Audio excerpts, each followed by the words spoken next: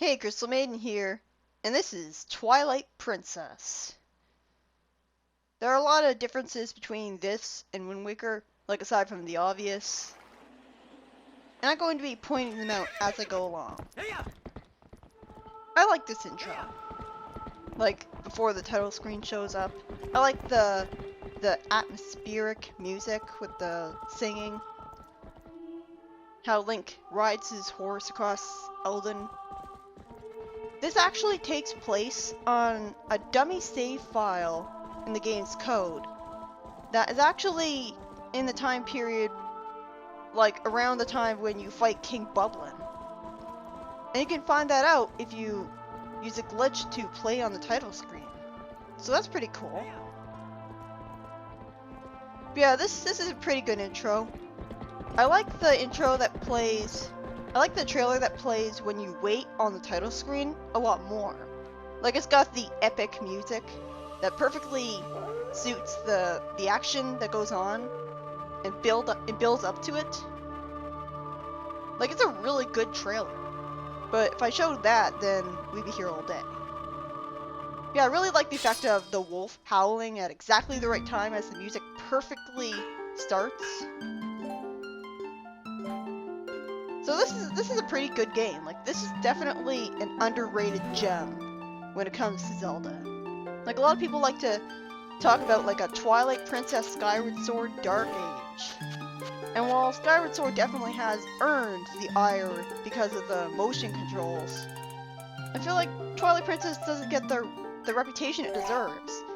That's probably because people are underwhelmed by it because it's Ocarina of Time, but updated. And with like a wolf gimmick.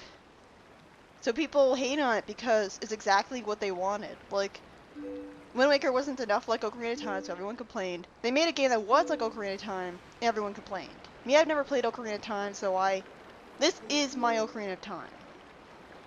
I don't like it as much as Wind Waker in some aspects, but still. Why does Link have earrings? And why isn't this guy, like this guy, his dynamic with him, and the way he's just sitting beside him and talking with him, it really feels like a father and son relationship. Which makes it all the more disappointing that he doesn't turn out to be his father. He's just Colin's father. Like, it would have been pretty novel and fresh having Link have a father. Because he always just, when he does have relatives, he has like a grandma or an uncle.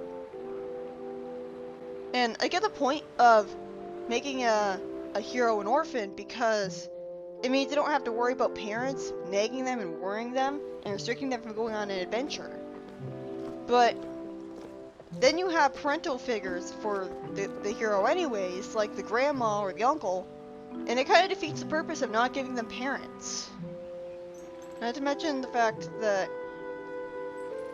like, you know, like Persona, for example, has their character have parents, doesn't it? Because it's about like a regular teenage boy going to high school, except he also uses magic and stuff. This is basically like showing a day in the life of Link. Like, Link is introduced as a down-to-earth rancher. Like, not a rancher like Harvest Moon, but like he's a goat herder. And why isn't Colin his little brother? Like why isn't he just a part of Colin's family? Why does he live alone in a house? I mean, I know he's an adult, but it's like it's never even implied that Link's had parents who used to live in that town. So it doesn't entirely feel like he's an actual part of the village. More like he's just someone who decided to move there. Like, all the characters have a previous established relationship with him, but like Ilia's his childhood friend, but still, it doesn't really feel like he was raised there. You know, it's not like there's an orphanage here. About when you were naming Epona, like I was going to talk about this right as it came up on the screen, but I was busy. They actually had one of the ways that they would insert the Wii Homebrew channel before the update kicked in was that they would make it they would make a hack where you would give your opponent an extremely long name, and that would crash the game, and basically make it possible to mod your Wii, which was really cool. Like, I guess you could basically have an action replay on the Wii and stuff. I wish I had that.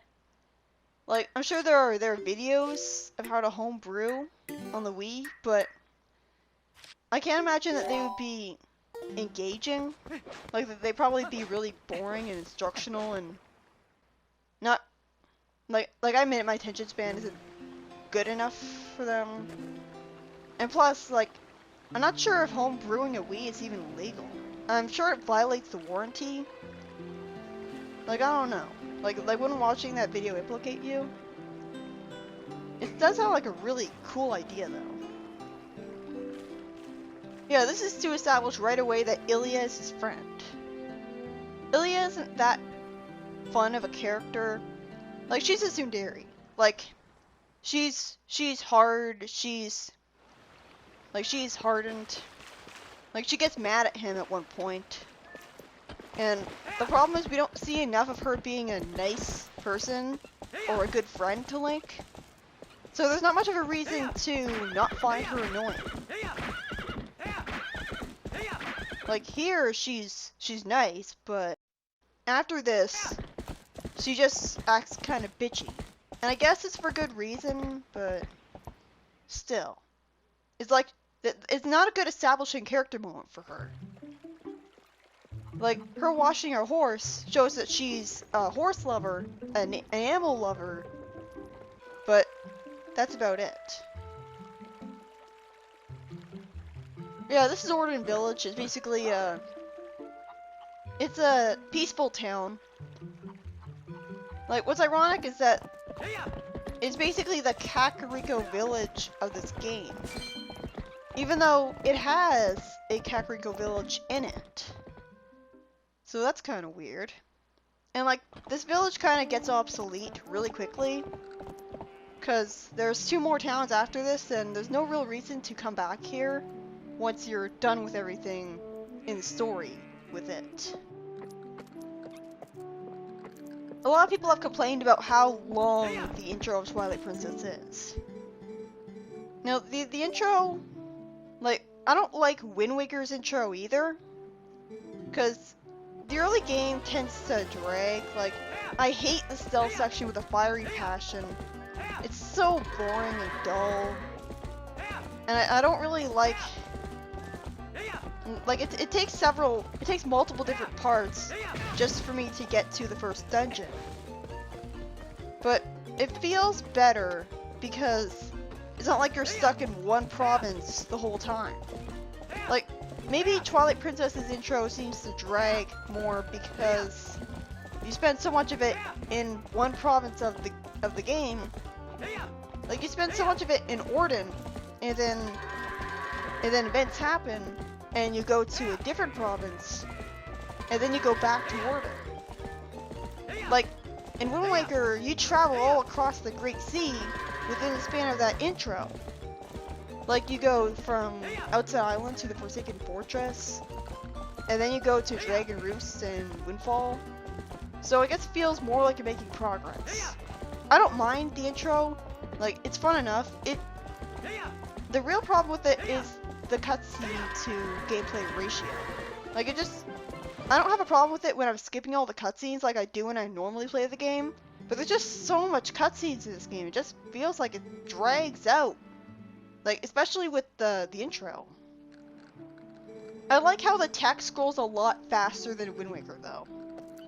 Like, it's probably going to be harder to read the text because I'm constantly mashing the A button and just skipping through it really quickly. Like, I think the cutscenes in Wind Waker being unskippable would have been more tolerable if you could mash A through the text a lot faster. But yeah, that was goat herding. It's pretty annoying. Because you gotta press A behind the goat, and the goat will turn to the right. Like, it'll go in a clockwise movement towards the barn. Like, it's programmed to home into the barn when it's near it. So, that's merciful at least, but is like, you gotta press A a lot, and sometimes if you press A too much, then the goat will throw a temper tantrum and attack you, which you'll know because it'll start glowing bright red. Which is really annoying because then it knocks you out of your horse, and then you have to waste some time like climbing back into it. And later on you're going to be pressured to beat the goat herding minigame fast, because that gives you a piece of heart, but the piece of heart is just, I don't know. I'm not sure if it's worth it. So those were the kids of the village. The kids, because of the way they treat Colin, they just strike me as typical bullies. Like, they just feel like brats to me. I don't really see a reason to care about them. Like, they're like the killer bees in Windfall Island. I mean, I guess I kind of like Mallow. Like, Mallow is definitely my favorite of them, because he's deadpan sarcastic. He's a creepy child, like he has a baby face. And you could tell that he was a creator's pet because like he gets his own store later on. Even though like how old is he? Is he like 4? Like we're never really told how old the kids are. Or well, I guess they all live in one small village, so them being of different ages won't restrict them from hanging out with each other. Like, all that matters is that they're all kids, so they have that in common. One of the things that this game introduced was that you could skip cutscenes, which I find to be really convenient. Like, it really helps the replayability of the game. So, like for example, when you're summoning this hawk thing, I guess it's a hawk, I was gonna call it an eagle. Like, you can skip the cutscene where it goes up to you. And I'm going to be doing that every time after this. Unfortunately, the big problem is that this game is very schizophrenic about which cutscenes it lets you skip. So, like, when you have a cutscene summoning a treasure chest, you can't skip it. No matter how many times you've seen it. Like, it's... like, major story cutscenes you can skip just fine. Oh yeah. I used to think that you had to slowly walk beside the pregnant lady, but it turns out you could just run up to her house and she'll magically warp here. It feels misleading. Like how many people on their first playthrough thought they had to slowly walk beside her? It's also kind of weird that they actually show a pregnant lady in a Zelda game. Hey. That's pretty nice. Like, it's basically reality ensues. Like, they actually thought ahead enough to realize that, hey, maybe Link throwing and destroying the food supply is kind of going to cause problems, you know? So, like that's the thing. Like, there's a pregnant lady, there's people yelling at you for wasting food. This game is definitely going for a more realistic and dark tone than Wind Waker did. Which is both good and bad at the same time. But yeah, now we're fishing. And fishing is basically how it should have been in Sonic Adventure. It's so easy and simple. Literally all you do is you cast the fishing rod, you wait for the bait to sink, and when it does that, you just press down on the camera stick and keep holding it. It's so much better than Big the Cat. Like, there's no stupid red bar, and if it randomly fills up, then the line is cut and you have to start over again. Like, it gets a lot more complicated, the fishing in the canoe, but that's not even mandatory, and that's way later. Like, the fishing is just so easy. So I can't believe that I had trouble with even that when I was a kid. Like, I had trouble telling when exactly you needed to hold down the camera stick. Because the fishing rod would kind of sink even, like, the minute you put the fishing rod into the water, it would sink a bit. So, like, it would bob up and down. Why would they sell a slingshot? Like seriously, why would they sell a slingshot? Aren't those things, like, able to hurt you? Also, like, The slingshot is mandatory for beating the game. Unfortunately, it becomes obsolete pretty quickly. Like, that's generally a problem with the slingshot in Zelda. Like, it becomes obsolete by the bow. So it makes sense that the intro forces you to get the slingshot, because otherwise it would have to, like, have 2 dungeon items for the Forest Temple, and that would be kind of weird. And this is bait, like, you can increase the chances that you'll catch a fish, but you don't need bait to catch a fish, as you just saw earlier. I really like the whole subplot with the cat, like how the cat basically was yelled at, and he was yelled at for eating the fish they had for dinner, and so he panicked and tried to get some more fish. So I thought that was pretty heartwarming. That is the ugliest woman I've ever seen in my life. I mean, I guess that's the whole realistic thing. The character models in this game don't always look that great. It's a game showing its age because it's a GameCube game, and they're trying to go for a realistic art style, and it doesn't age very well. Like, that woman also didn't look that great either. The men definitely look better, but the women not so much. Like, some of them look good, like Colin looks good, but all of the other kids look terrible. And the annoying thing is, in the HD re-release, they didn't bother upgrading the character models at all. Even though you think that would be one of the biggest things that they would be requested to update. Like, you think that they would at least try to make the game look better, but instead, it barely looks better at all. I mean, there are some parts of the game where the characters literally look like they're made of bloom.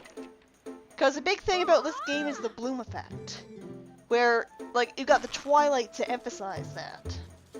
So sometimes, when you're in the Twilight, or in a bright area, like, Link's face will glow and stuff, and it looks really weird. They fixed that in the HD version, which is pretty noticeable in, like, some cutscenes in Twilight, like with Zelda. But for the most part, the HD version looks exactly the same. In fact, it made even less improvements than Wind Waker HD did. But for some reason, I guess it's a superficial reason, I hate Wind Waker HD a lot more because it just looks so bad compared to the original. Because, like, graphically, the lighting just looks off. The shadows are in the wrong places. Like, it just seems so unnecessary. Well, Twilight Princess HD is just as half-assed. It doesn't bother putting any bonus dungeons in it at all. But at the very least, they didn't make too many unnecessary graphical changes. Okay, this is weird because this is a sword tutorial, but, like, you're teaching somebody else. Like, okay, they're giving you advice on how to use the sword. So if they already know how to use the sword, then why do they need you to show them? Like if they already know all this stuff, then what's the point of Lynx showing them? Like, it just feels very awkward and forced. It made a lot more sense. It felt a lot more natural in Wind Waker, where Link had to be taught how to use the sword by a sword master.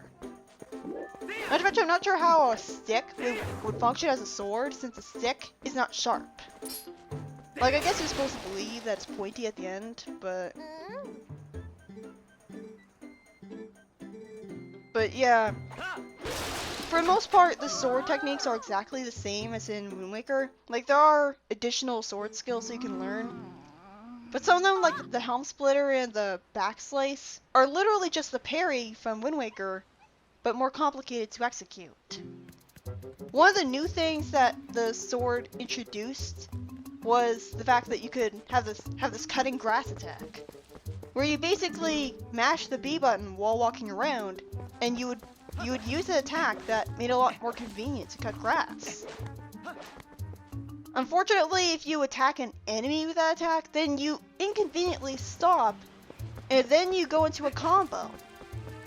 So, yeah, the combo problem with Wind Waker is still there. It's not as noticeable, right away, but you will notice it eventually when you constantly want to do the stronger spin attack, but you constantly end up getting locked into combos instead when you hit with a normal attack. Like, you'll constantly be rotating the analog stick in order to do a spin attack, but sometimes you can miss time pressing the B button, and then you'll just do a normal attack and get locked into a combo. But I do in general like the sword gameplay more, aside from the missing parry attack. Again, I don't really see the point of having like a stab move and a vertical slice and horizontal slice, when every enemy can basically just be dealt with a spin attack and that's it. I really like this horse grass. It's very convenient being able to really quickly call your horse. Like, he just magically teleports to you. I think I would have felt better about it if he just appeared right away rather than me having to wait for a while for him to run up to me. I guess it's trying to be realistic, but the sheer fact that you can call your horse in the first place and have him hear you from really far away is unrealistic to begin with. One of the things this game does to mask loading times is have really long hallways, and like, that's supposed to mask the fact that it's loading up the rest of the overworld. This is much more prominent in Hyrule Field.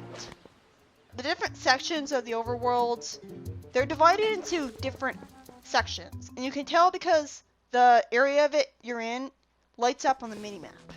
And you can tell that it unloads things as you progress from one section of the overworld to another, because the grass respawns and stuff.